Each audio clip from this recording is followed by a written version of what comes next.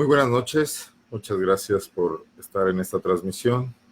Iniciamos con un ligerísimo retraso, un problema técnico que preferimos atender antes que tener una interrupción o una mala calidad en la información y en la transmisión. Sobre todo, les agradezco mucho que se vayan incorporando a esta transmisión de la videocolumna de los martes. Soy Arnoldo Cuellar. Soy integrante del Laboratorio de Periodismo y Opinión Pública, analista político en el estado de Guanajuato. Muchos temas hoy en el estado y en el país. En el país, empecemos por ahí, no vamos a profundizar mucho, pero sí hay que hacer un recuento rápido. Este día que arrancó muy temprano con la renuncia del secretario de Hacienda, Carlos Ursúa, y una muy rápida, no se dio mucho tiempo para anunciar el relevo a Andrés Manuel López Obrador en la persona de un subsecretario, Arturo Herrera. Esto ha sido el comentario durante buena parte del día de hoy en medios nacionales, en redes sociales, particularmente el sector económico. Los empresarios ven con inquietud la salida de Ursúa, un hombre moderado, un hombre que por sus conocimientos y por su trayectoria garantizaba esta delicada situación de la estabilidad macroeconómica del país. Herrera no tiene malas cartas credenciales, también hay elogios a su tarea, a su labor, a su capacidad. Pero sin duda esto significa un tropiezo importante, quizás el más grave hasta ahora en lo que es el gobierno de Andrés Manuel López Obrador, independientemente de lo que ha pasado hacia afuera y los obstáculos que se ha venido encontrando. Pero esta noticia seguía siendo la comidilla del día cuando nos sorprende, lo que surgió primero como una versión de la aparente presunta detención por fuerzas federales, por agentes federales de la Fiscalía, del secretario general del Sindicato de Petróleos, Carlos Romero Deschamps. No fue así. Al que se detuvo fue a su comensal, al abogado Juan Collado, también todo un personaje en los ámbitos jurídicos y muy ligado al poder. Ha sido abogado de Carlos Salinas de Gortari, de Diego Fernández de Ceballos, de Raúl Salinas de Gortari, del propio Enrique Peña Nieto y de su comensal, su compañero de mesa en un restaurante de lujo en la Ciudad de México, el propio Carlos Romero Deschamps. Esto aún se está procesando, se le acusa de uso de recursos de procedencia ilícita, una situación delicada. Es un abogado penalista de credenciales importantes. Vamos a ver qué pasa con esta situación. Pero mientras esto ocurría a nivel nacional, en Guanajuato, pues pasaba que finalmente la Comisión Tarifaria del Ayuntamiento de León definía el aumento del transporte urbano, algo que ha estado en la discusión y en el debate público los últimos días, un aumento de 1 peso a la tarifa general y de 1.50 a la tarifa preferencial de quienes hacen el pago por adelantado a través de las tarjetas de prepago. También suben el resto de las tarifas, la de menores, la de ancianos, etcétera.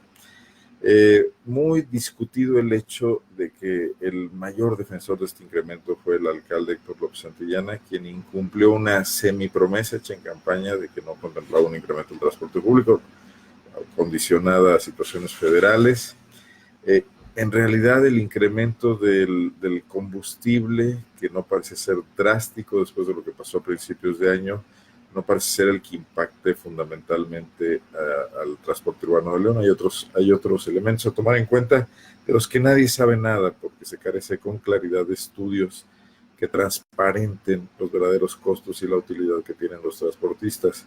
Se ha criticado además mucho que el servicio de movilidad en León es lento, es malo, no es caro si se le compara con otras ciudades, eso lo presumen mucho los transportistas, pero lo mal organizado que está, lo mal diseñado que está, tampoco hace que su precio relativamente barato beneficie a quienes lo usan por la necesidad de pronto de usar, de hacer transbordos entre líneas alimentadoras y la troncal, el sistema integrado.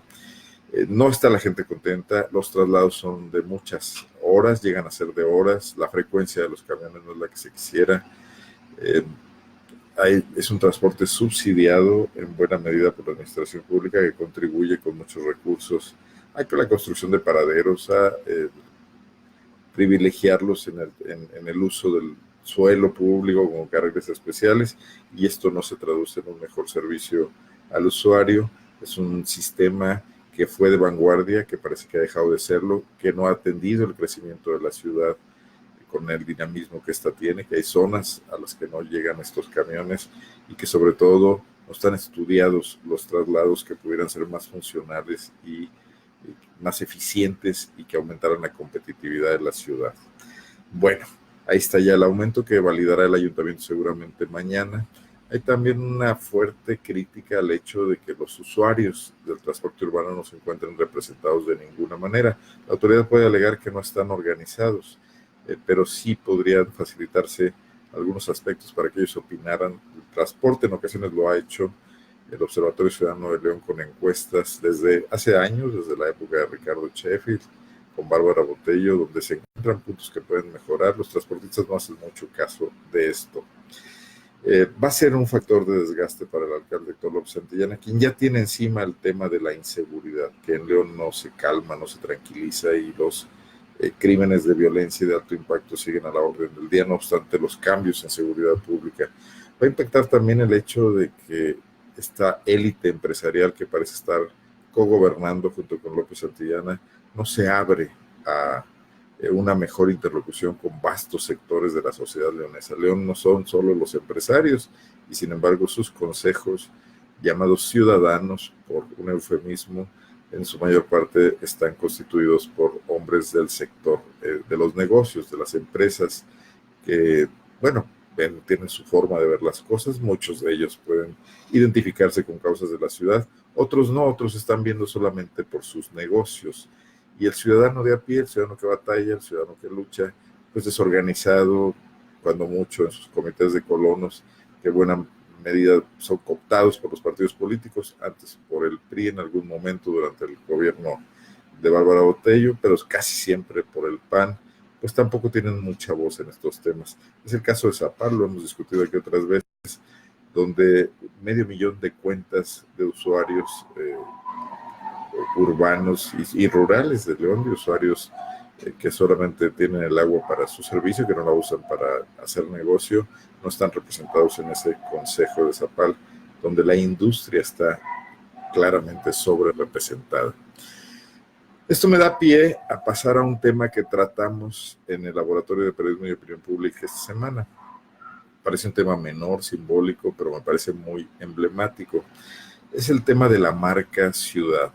Este reportaje especial que le entregamos la semana pasada, donde un esfuerzo de varias administraciones, no únicamente la de Héctor López Santillana, porque empezó desde años atrás, recibió recursos públicos para construir una marca de la ciudad de León en esta pues moda o tendencia que se ha iniciado con mucha antigüedad en países como los Estados Unidos, ciudades de estos países, no todas lo tienen, pero sí es muy identificable el logotipo de Nueva York, cualquiera que lo vea con sus frases emblemáticas, I love New York, con sus siglas, o otras ciudades, Barcelona, ciudades que han sido sedes de eventos mundiales, Pekín, en otro caso, dejan ahí un sello indeleble, una imagen de ciudad, bueno, pues Tokio, lugares como Atlanta o como Londres, Ámsterdam, que han construido esta imagen de ciudades con características especiales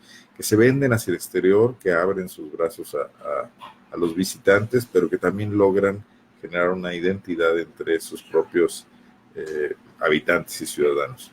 No está mal, lo hizo la Ciudad de México en la época de Miguel Ángel Mancera, lo financió fuertemente con el patrocinio, pues recordemos nada más de eventos como el Gran Premio de Automovilismo, una fecha de este torneo mundial de automovilismo, o como la película de James Bond que patrocinó, bueno, pues que contribuyó a financiar el gobierno, que pagó ahí el costo para generar una imagen que se movió, que le pegó y que, bueno, pues quedó incluso complicada para que la muevan los sucesores de Mancera, que ya no son de su misma filiación política como es ahora Claudia Sheinbaum. Bueno, en León se pensó en esto y hay que incluso darle el crédito a quien lo tiene, honor a quien honor merece. Fue la idea de un hombre visionario, un hombre que ya no está con nosotros, Julio Ramírez Biela, empresario, promotor, de modernizador, él mismo en sus negocios y en su participación social. Dirigió el Poliforum y participó también en el organismo, la OCB, que es la Oficina de Convenciones y Visitantes de León. Y ahí surge la idea, según pudimos investigar y reportear, con los ejecutivos de la OCB que siguen ahí, Anita Valenzuela. Pero pronto la idea que prendió, que fue comprada por el municipio, primero en la época de Bárbara Botello, después con Héctor López Santillana, creció, necesitó recursos, y el único que puede aportar recursos pues es el municipio con cierta solvencia, y lo hizo, no se tentaron el bolsillo, hubo también apoyo de turismo, se trajo a un gran mercadólogo norteamericano, Marshall Murdoch, que se le considera el autor de la frase emblemática de Nueva York, de I Love New York. Se le trajo, se le pagaron 500,000 pesos, hizo un primer análisis del tema, vendió una idea. Esta no corrió mucho, en 2015 era año electoral, sin embargo, logró el propósito de entusiasmar a otras personas. Posteriormente, ya con Héctor López Santillana, con Magali Cano, frente a la oficina de turismo del municipio, se profesionalizó esta búsqueda de un logotipo, el proceso para construir una imagen de la ciudad. Se contrató a una empresa de Guadalajara, la empresa Vértice, la cual recibió recursos cuantiosos, bueno, pues importantes. En el marco del enorme presupuesto de León, pues no pinta mucho, pero es recurso público. Se aplicaron en sucesivos contratos alrededor de 4.2 millones de pesos. Se pagó una encuesta también con una destacada mercadóloga de León, con la señora Gaby Valencia, muy eficiente y muy profesional siempre en su trabajo. Se aportaron insumos para la discusión, para el debate, se recogió la opinión de diversos sectores y la idea seguía caminando. 2017 fue un año decisivo, fue cuando más recursos públicos se invirtió. La agencia Vértice mostró un concepto. Bueno, olvido decir que hubo incluso un concurso antes, un concurso en 2016 que ganó una empresa de diseño y mercadotecnia de León. Quimaira es su nombre, con un agradable y fresco concepto y logotipo que tuvo sus, no sé, sus detractores, gente a las que no les pareció o lo encontraron parecido a otras cosas. Tampoco funcionó. Hubo un premio de 150,000 pesos. Se iban acumulando los recursos destinados a esta búsqueda. Un proceso natural, no criticable. Se supone que si esta marca funciona, si los leoneses la hacen propia, si hacia afuera se proyecta con profesionalismo, con eficacia, le redituará a la ciudad mucho más. Pero lo sorprendente es que en 2017 un empresario leonés, un empresario radiofónico, Jorge Torres Gómez, de Promomedios y otras empresas vinculadas también a la construcción de contenidos noticiosos, contenidos para información en medios públicos, en sus propias estaciones de radio, inició su propio proceso de generación de una marca de la ciudad. Esto no se sabía, se viene a saber ahora, o por lo menos no era algo generalizado. Se cruzan en el camino estos dos intentos, el privado y el público. De alguna manera, Héctor López Santillana, como alcalde de León, media o induce una mediación para que el consejo que ya se había formado, un consejo de empresarios básicamente, con también algunas inclusiones, una rectora universitaria, la doctora Sofía Ayala, para gobernar la marca. Era el consejo de Vértice en su momento, un consejo rector, porque esta marca pues necesita ser aplicada con una cierta metodología, con un protocolo, no puede servir para todo. Por ejemplo, ha habido desviaciones, como que en los Oxxos se colocaron mantas para promover venta de bebidas alcohólicas con alguna de estas marcas. Eso no debe pasar, debe haber una gobernanza de la marca. Pero resulta que pues en estas negociaciones, todas hechas en comités privados, sin que la población tuviese acceso a ello, todo no en lo oscurito, pero digamos con un pequeño sector elitista, se define que la marca que va a funcionar, que gusta más estéticamente quizás, o que refleja mejor el concepto, porque también se identifica un poco con el equipo de fútbol de la ciudad, cosa que puede generar también debates, porque no todo en la ciudad es fútbol, y no es el único factor de unidad del equipo de fútbol, pero en fin, por ahí se van las cosas. Y la marca registrada por Jorge Torres es adoptada por el Consejo Rector con el beneplácito del alcalde del municipio de León. Y bueno, pues se desecha todo lo que se había venido preparando a lo largo de varios meses, de años incluso, el recurso público que ya no fue útil, que se desperdició de alguna manera o que bueno, pues ahí quedó desplazado. Sin embargo, hay un detalle importante. Esa marca está a nombre de las empresas, de la empresa, una de ellas de Jorge Torres Gómez, que se llama En Línea Informativa. Usted la va a identificar porque es también la marca de sus noticieros radiofónicos a diversas horas del día.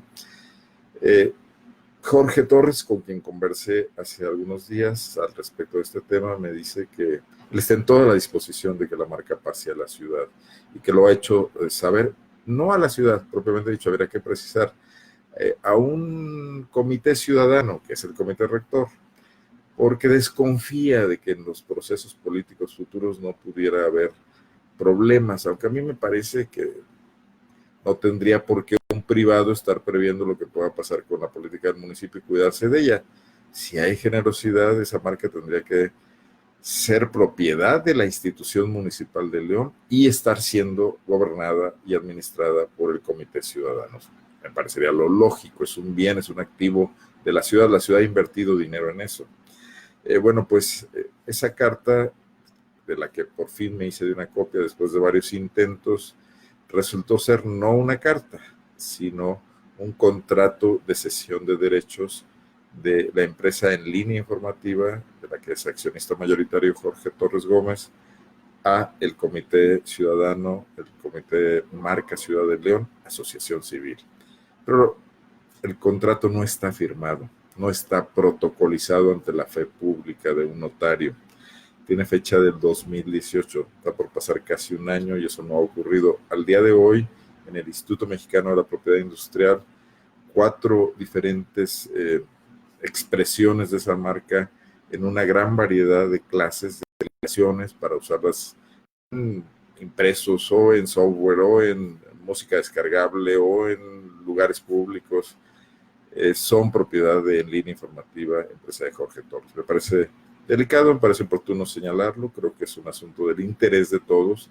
Creo que si la marca de la ciudad va a ser suya, la población de León, sus grandes sectores populares, sus empresarios, sus profesionistas, sus organizaciones sociales y civiles, pues tiene que surgir de un proceso que sea transparente, que se socialice adecuadamente, que no tenga estos recovecos y estas torceduras. Y ojalá el Consejo Rector de la marca Ciudad, que preside el empresario hotelero, restaurantero Eduardo Lomelín, un hombre de magníficas cartas credenciales, de muy buenas referencias y un hombre sobre todo de buena fe, pues haga enderezar este proceso y evite suspicacias. Esto debe ocurrir en los próximos días, ojalá ocurra pronto y todos podamos enorgullecernos de esa marca que ya es propiedad de la ciudad y no de algún particular que no tiene por qué serlo. Recordemos los grandes dolores de cabeza que ha propiciado la inadecuada intervención del sector público en temas como el del Estadio de León, que es un inmueble, que es otra cosa, que tiene un valor, bueno, pues un valor entre simbólico y económico muy importante. Aquí no, aquí es algo que está por construir y ojalá de la mejor manera se pueda producir esto. Bueno, ese reportaje se lo presentamos con opiniones de varios de los involucrados y también con apreciaciones personales mías, que soy el que lo redacto y el que lo investigo, y ahí está para que ustedes lo puedan revisar en el Laboratorio de Periodismo y Opinión Pública.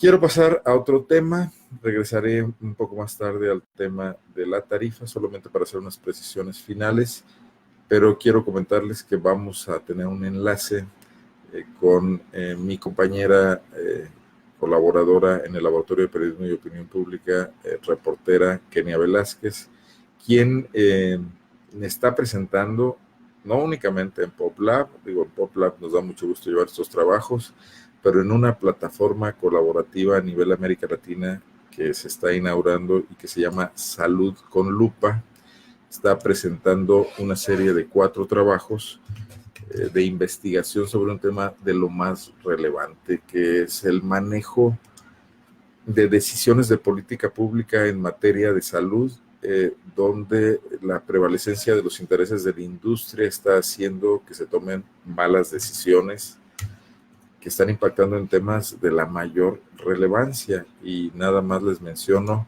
la grave epidemia de obesidad que está derivando en enfermedades sistémicas como la diabetes en México y que nos va a provocar, aparte de un deterioro en la calidad de vida de grandes sectores de la población, un enorme costo en los servicios de salud. Hay un problema en general en América Latina relacionado con la intervención de las empresas farmacéuticas y de alimentos procesados en la toma de decisiones de los gobiernos que deben regularlas. Hay un empoderamiento de la industria en base a sus grandes capitales, a las grandes utilidades que obtienen, y un debilitamiento de los gobiernos, donde lo que se produce es que se estén tomando decisiones en los ámbitos de las empresas y no en los de quien debería estar al tanto de los intereses de las mayorías. Voy a marcarle a Kenia para que nos platique.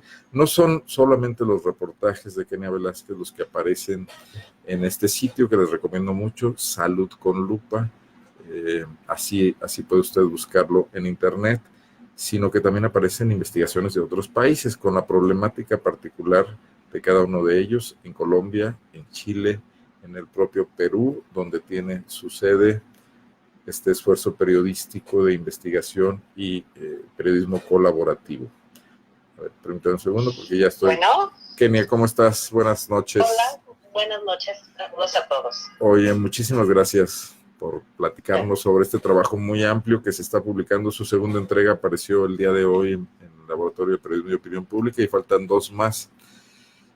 Bueno, oriéntanos un poco sobre cuál es el interés periodístico en investigar esta interacción entre las empresas y los gobiernos en América Latina.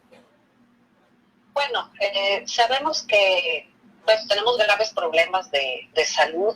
Hay reportajes periodísticos que han mostrado cómo en América Latina, por ejemplo, las vacunas se venden mucho más caras que en el resto del mundo, o en comparación con Europa.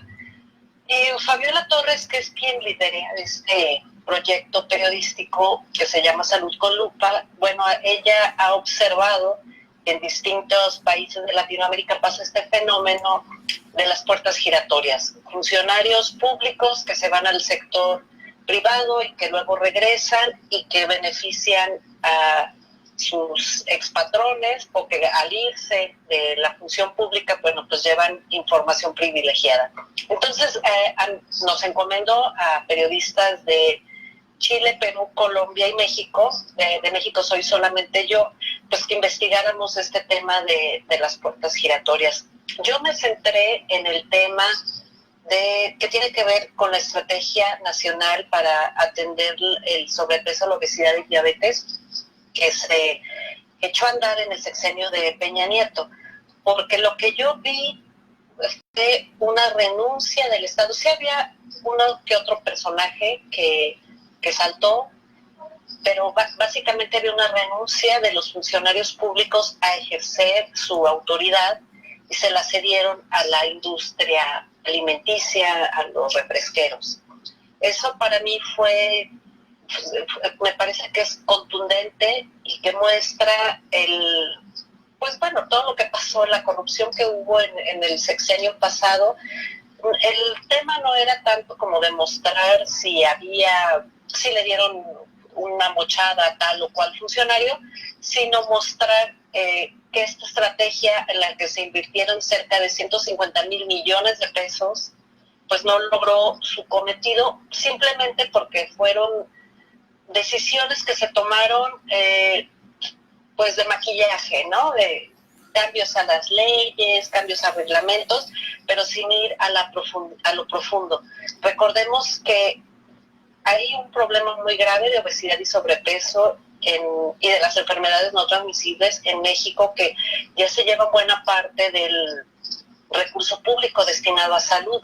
Entonces es un problema que urge atender, pero los grandes emporios como Coca-Cola, como Bimbo, como Sabritas, todos estos, pues evidentemente no dejan que avance. Entonces, bueno, los reportajes giran en torno a esto, con voces de especialistas, de activistas, tenemos entre los entrevistados al doctor Simón Barquera y Alejandro Calvillo del Poder del Consumidor, quienes recordarán que fueron espiados con Pegasus, con este software. En la época de Peña Nieto fueron de los pocos que fueron espiados junto con Carmen Aristegui. Entonces esto habla de la preocupación que había por el gobierno por bloquear las iniciativas y las acciones de personajes que se oponen a la industria alimenticia y refresquera. A ver, yo recuerdo, y tú lo mencionas en tus reportajes, que el tema de la epidemia de obesidad, del crecimiento de las enfermedades metabólicas, el síndrome metabólico, estaba muy bien detectado. Y bueno, sí. se discutió el tema del etiquetado, se discutió mucho el tema desde Felipe Calderón, si no me equivoco, de prohibir los alimentos chatarra en las escuelas. Entonces tú vienes a encontrar, varios años después, terminado el gobierno de Enrique Peña Nieto, que estas estrategias significaron solo una simulación, que en realidad el Estado mexicano no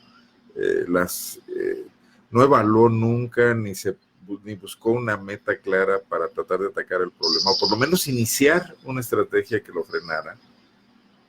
Mira, en el reportaje que publicamos ayer, se muestra cómo la Organización Mundial de la Salud le pedía al gobierno que por favor no aprobara ese etiquetado, que si ellos tenían dudas técnicas podían ofrecerle toda la asesoría que necesitaran, pero que ese etiquetado no se aprobara.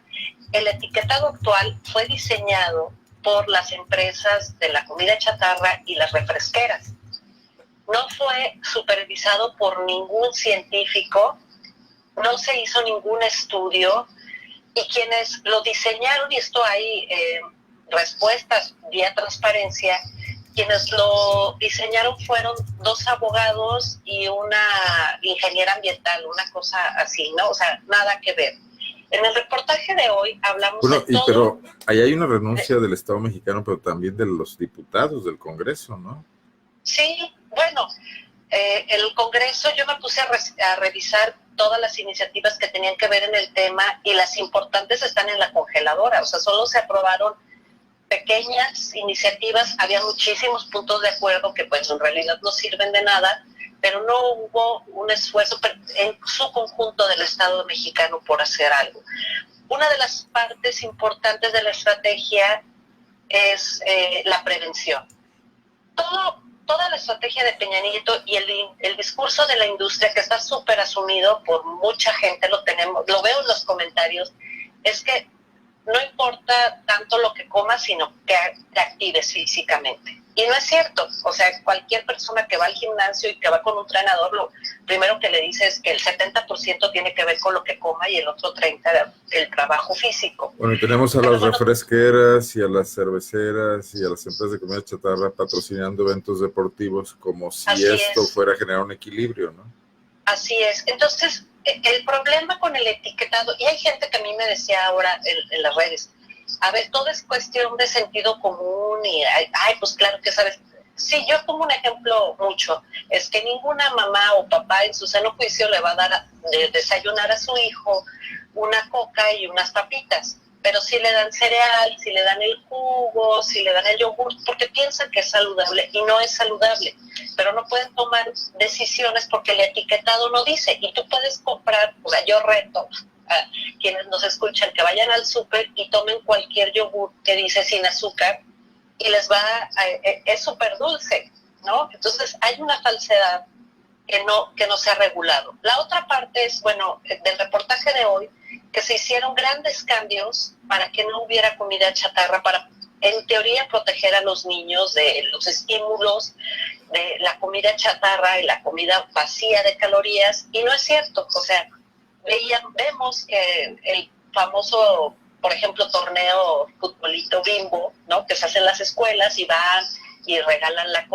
llevan muestras o se anuncian, en fin, hay muchas mentiras por el mucho dinero que se destinó. Por ejemplo, se prohibió la venta de refrescos porque todas las escuelas iban a tener bebederos. Bueno, de los 30 y tantos mil que prometió Peña Nieto, apenas si se instauraron alrededor de 1,000 y tantos, ¿no? Entonces, y con atrasos, y no se verificó la calidad del agua, o sea, todo fue, este dinero quiero saber dónde estará, pero no se benefició a los niños. Empezando, en las siguientes, sí. ¿Perdón? Empezando porque veo que en tu trabajo comentas, cada bebedero costaba 100,000 pesos. Así es. Cosa que me parece una exageración, pero ni siquiera gastándose ese dinero activaron bebederos que funcionaran.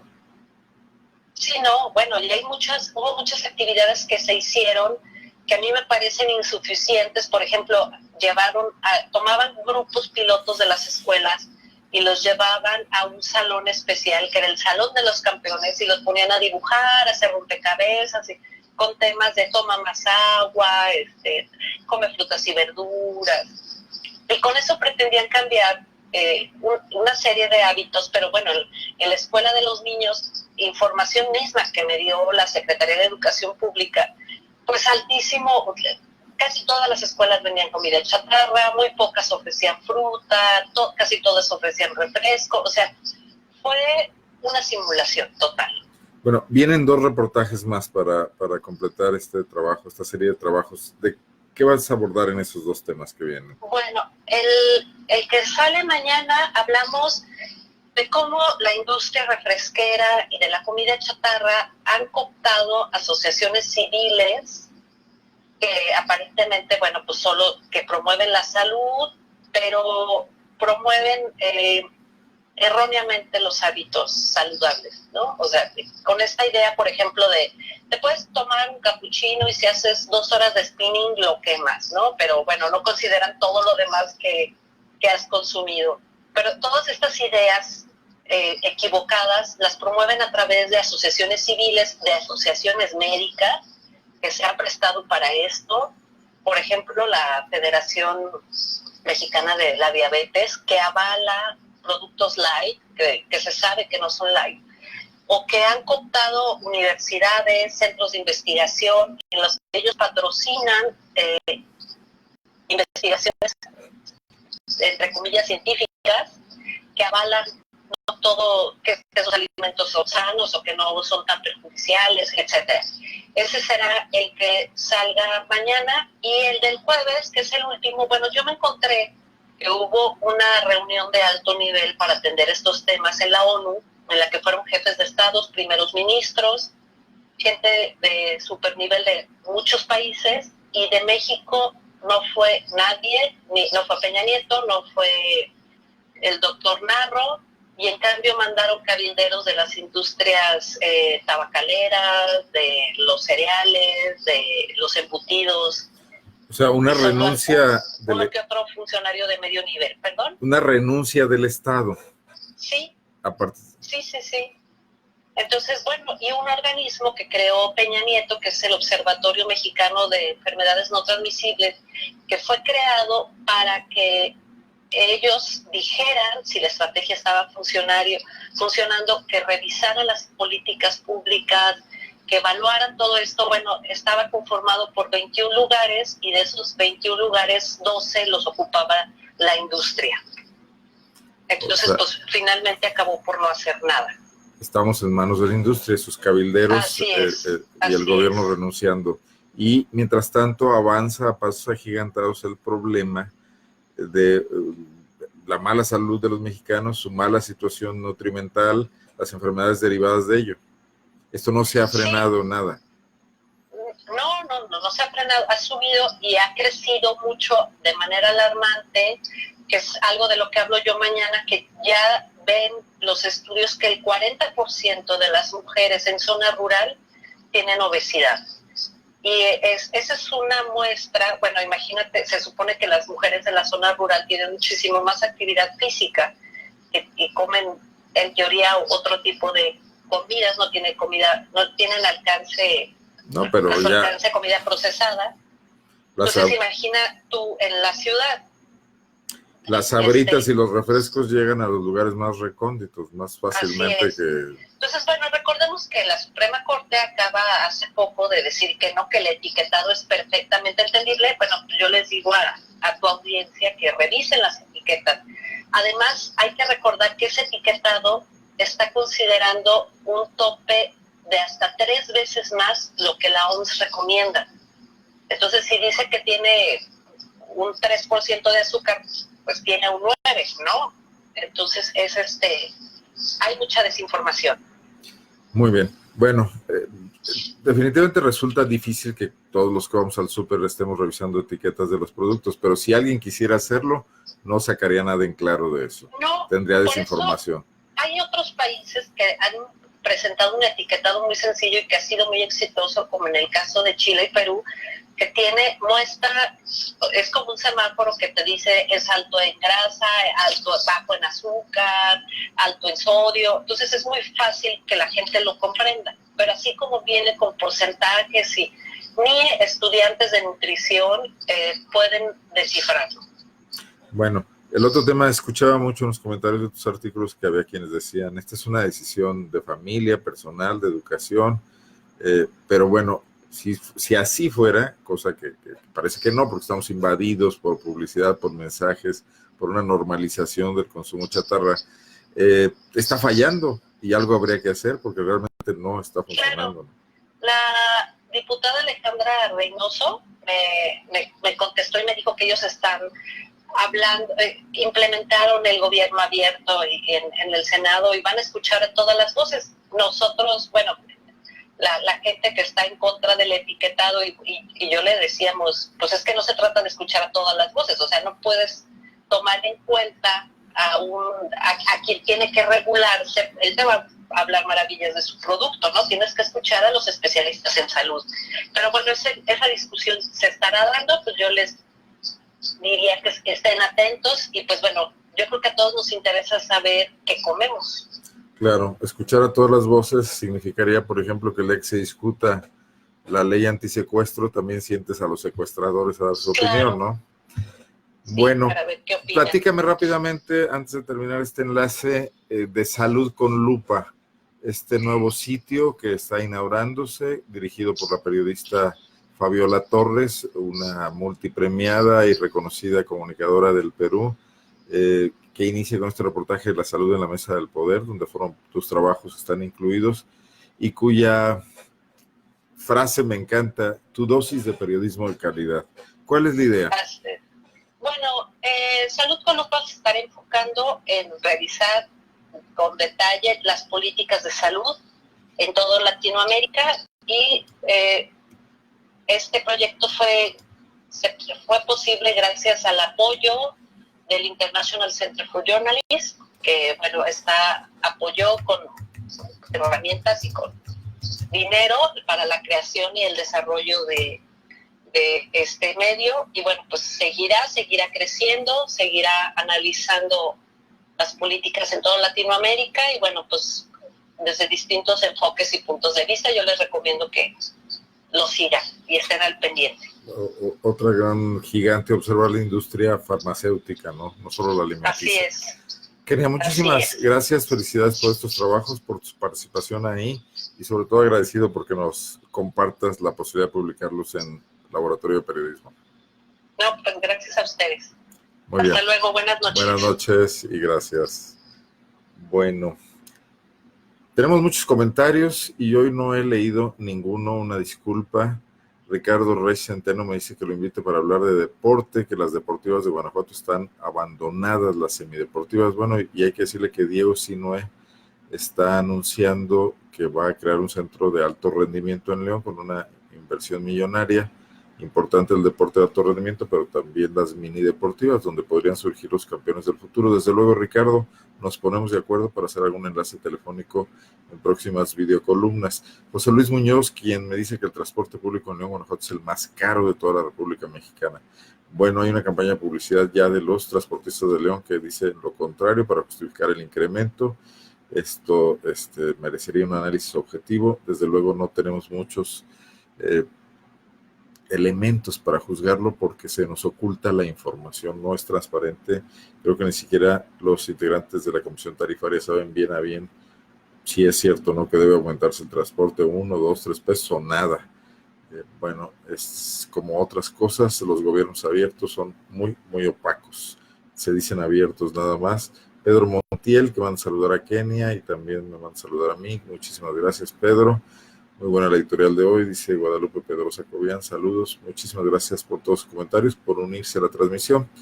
En el tema del transporte público, nada más cerrarlo diciendo que los compromisos una y otra vez de los transportistas para lograr estos aumentos en base a ofrecer mejoras han resultado falsos totalmente. Y que una cosa son las orugas, donde la gente puede viajar con una cierta comodidad, pero ni aún así en las horas pico, pero otra muy distinta es la realidad de las rutas alimentadoras, donde han ocurrido accidentes terribles, donde los camiones se encuentran en mal estado, donde los choferes también tienen rutinas de sobreexplotación y malos salarios, aunque sus patrones se burlen de ellos diciendo que el dinero no les alcanza porque tienen 2 casas. Eso dijo uno el dirigente de la Unión de Transportistas de León. Terrible situación. No tenemos un buen transporte público, no puede presumirse eso como justificación para el aumento. Ojalá lo mejoren. Alguna vez León presumió tener un transporte innovador. Hoy no lo es. Como le digo, la ciudad le ha crecido encima y no se ha modernizado.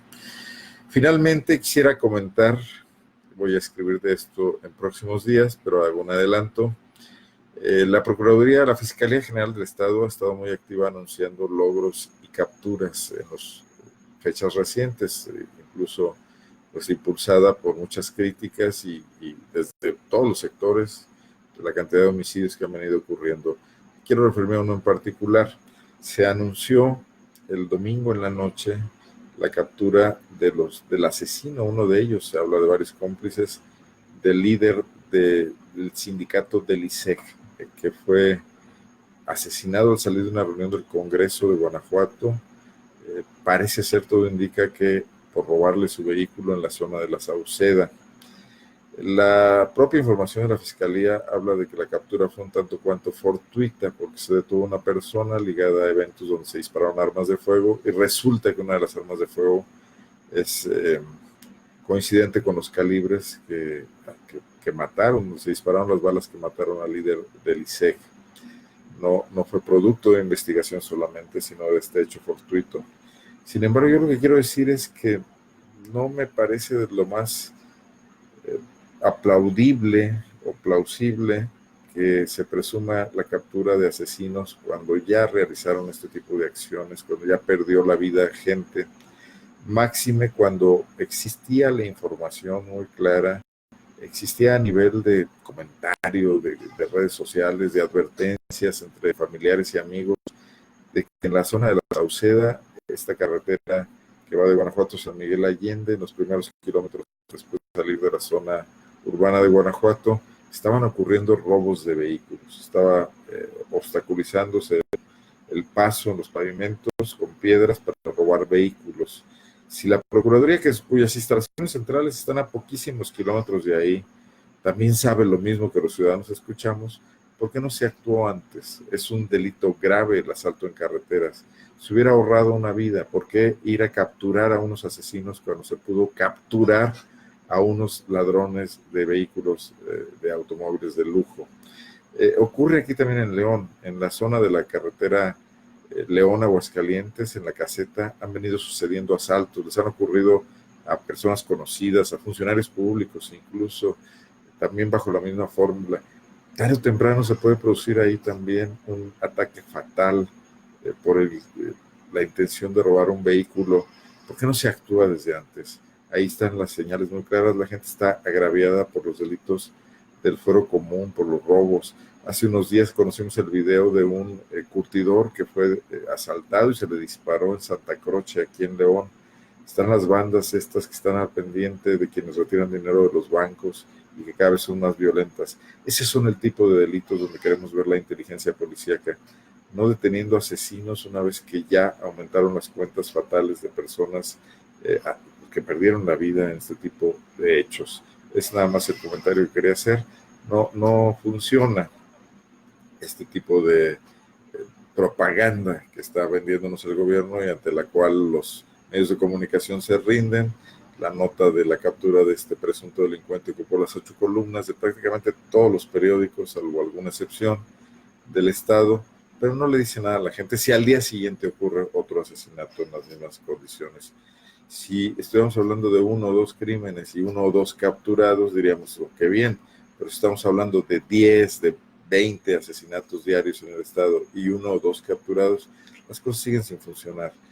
Habría que atacar las cosas más de fondo, más de raíz, y no vendernos los espejitos nada más de estas noticias un poco infladas para cuidar la imagen de las autoridades de impartición y de procuración de justicia. Muchísimas gracias por acompañarnos. Soy Arnoldo Cuellar. Muy buenas noches. El próximo martes aquí los espero y no se pierda los trabajos que le presentamos en el Laboratorio de Periodismo y Opinión Pública. Le quiero recomendar muy señaladamente, antes de irme, la crónica que publicó mi compañera Marta Silva sobre la vida y las acciones que está llevando a cabo un grupo de activistas artísticos y sociales en la colonia o en el poblado de San Juan de Abajo, en León, Guanajuato. Marta Silva estuvo allá varios días, recorrió la zona, la vivió hasta anoche, estuvo con las personas como Sara Pinedo, la directora de teatro y actriz, que está haciendo una labor social muy importante, y también en otros lugares, en una escuela que hay ahí, que patrocinan los Legionarios de Cristo, trabajando de cerca con esta gente que hace labor social, callada y sin andar buscando los aplausos. Gracias, buenas noches, nos vemos la semana próxima.